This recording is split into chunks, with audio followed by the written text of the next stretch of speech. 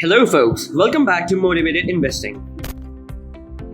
Cryptocurrencies saw a slow start this year, mainly due to a Reserve Bank of India order to banks telling them not to deal in crypto.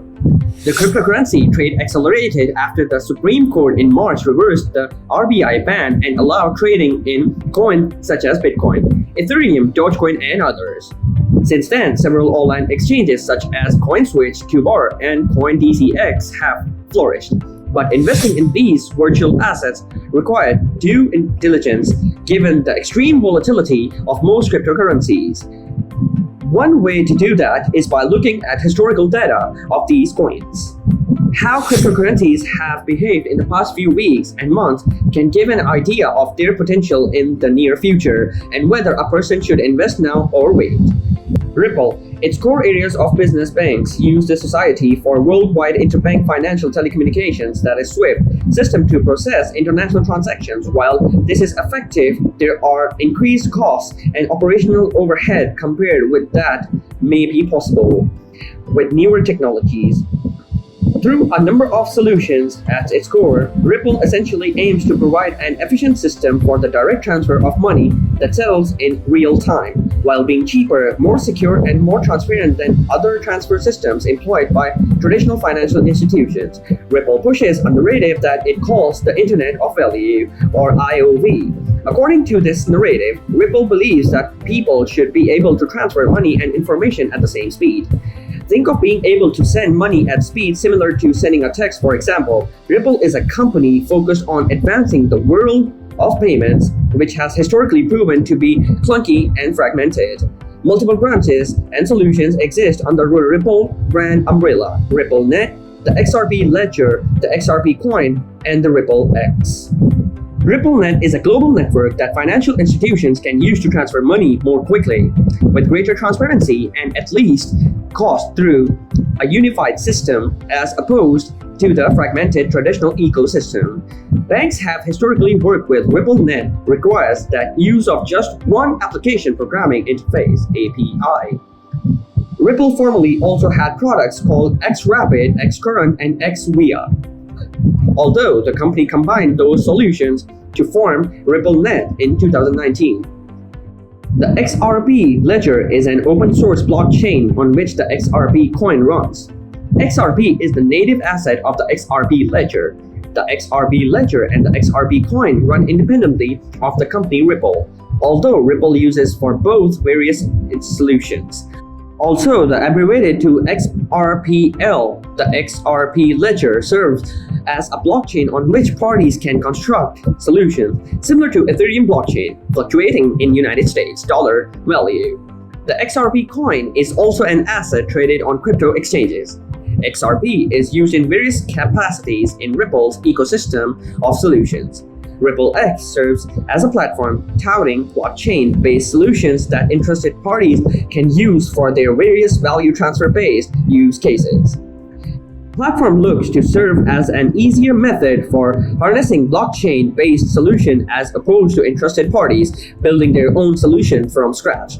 Ripple X utilizes the XRP ledger and aims for simplicity in terms of mainstream compatibility.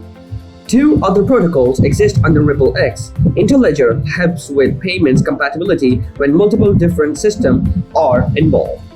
PayString works to simplify payments.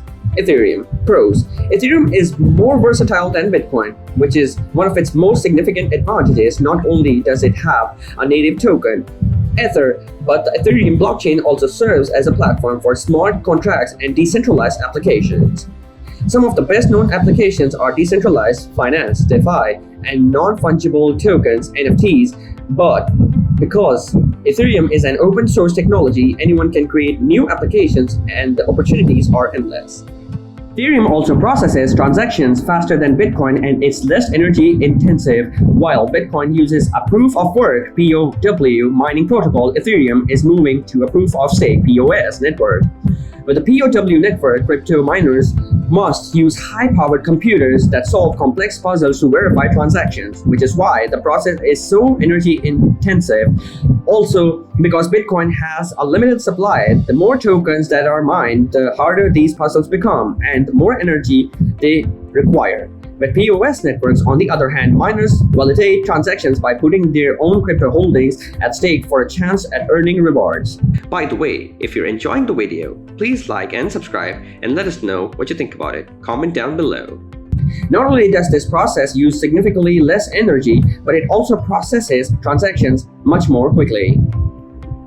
Cons. While Ethereum does have a lot of potential, it's not as popular as Bitcoin. Ether isn't as widely accepted among merchants as Bitcoin, which give it a disadvantage. In addition, the Ethereum blockchain is undergoing a lot of changes as it grows.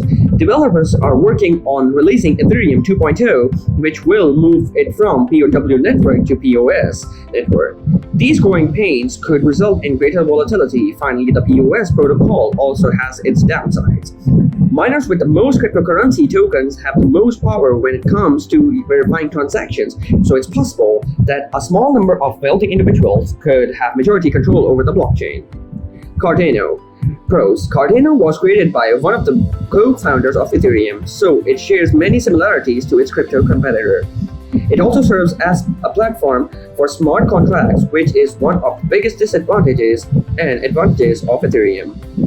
Also, while Ethereum is currently transitioning from a POW network to a POS network, Cardano has already used a POS system that makes it more environmentally friendly and faster than its competitors. Like Bitcoin, Cardano has also a limit on how many tokens can be produced, which creates a sense of scarcity and can help drive up its value over time.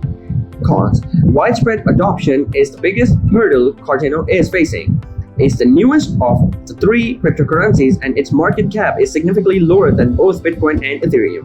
Its native cryptocurrency, ADA, also ain't as widely accepted as Bitcoin or Ether.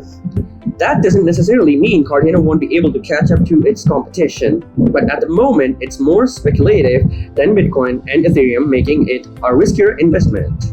As you're weighing your options, consider how much risk you're willing to take. All cryptocurrencies are risky investments, but by doing your research and thinking about how much speculation you're comfortable with, it will be easier to decide which option is best for you. The majority of cryptocurrencies today are derived in some form or another from Bitcoin, which uses open source code and a censorship-resistant architecture. This means that anybody can copy and tweak the code and create their own new coin. It also means that anybody is free to join its network or transact it.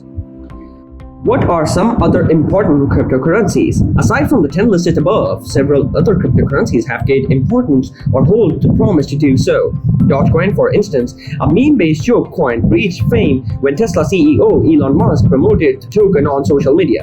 Other Bitcoin forks also exist, such as Bitcoin Gold and Bitcoin SV. Other important coins include Ripple, XRP, Solana, USD Coin, and Tezos. Despite thousands of competitors that have sprung up, Bitcoin, the originally cryptocurrency, remains the dominant player in terms of usage and economic value. Each coin is worth roughly $50,000 as of September 2021, with a market cap of nearly $1 trillion. Faster, less costly, and more scalable than any other digital asset. XRP and the XRP ledger are used to power innovative technology across the payment space. Thank you for watching. Don't forget to subscribe to the channel. See you in the next video.